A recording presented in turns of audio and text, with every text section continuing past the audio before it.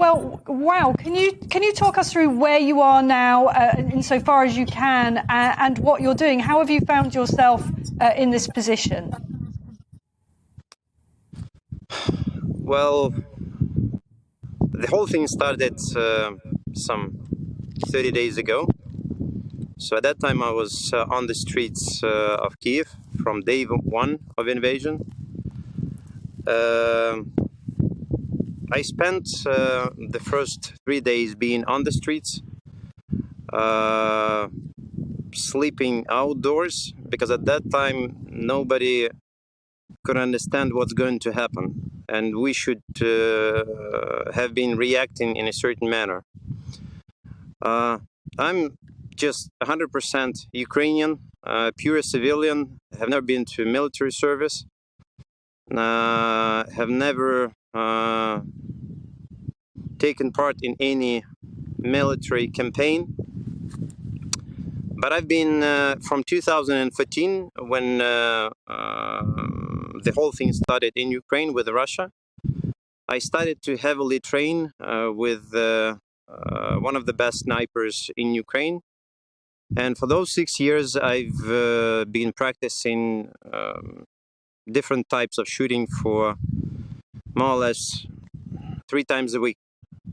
So this is he is now my commander. His name is Alexander B. If you want, I can show him to you. Yes, please. We would love to see. We would love to see that if you're able to show him. So just for my understanding and for the understanding of our... Hello there. Thank you so much for joining us. Understand that you're Alexander's commander now. Can I just try to understand here? You said that you've been practicing 3 times a week since 2013. Is that something that you have been doing privately, or is it through some kind of scheme, or is this just something you two have worked on together? Can you explain? No, this person who is now my commander, he is one of the best snipers of Ukraine. He is 2 times world champion among the military and police forces, which takes place in Hungary. So he's been in special forces called Alpha. It's anti-terrorist organization for 16 years. So basically all his life he was as a military person. Everything that I know from him, because he's been retired some years ago.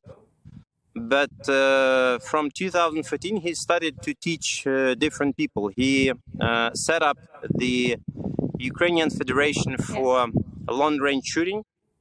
Also, the sports shooting club Alpha Bravo, which is one of the biggest, if not the biggest, clubs across Ukraine. So basically, I started to train with him. Yes, it was a completely private. I mean, I was funding it from my own pockets, all the ammo, all the firearms, everything, all the equipment. And you did that because you sensed, obviously the war had already started. There was already a conflict going on, and you knew in your heart that this was going to build up, and it was at one point going to become existential for your country. Is that right? You saw this coming?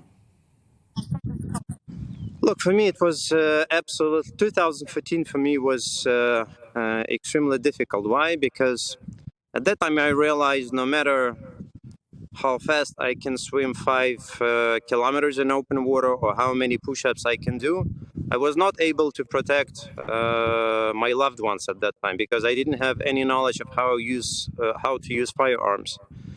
So for me, it was very difficult because I realized that whatever I do and whatever I know, it's not helping me to protect my family and the loved ones. After that moment, when things more or less went back to normality in 2015, I decided that besides being just a sports athlete, amateur, I will be spending all of my free time to master any types of shooting. And this is what I did. It's like I was getting myself prepared for a day like this. It may sound weird, but it's always better to be prepared. That's I realized in 2014. Yes. I never knew I would use that knowledge, but unfortunately this day came.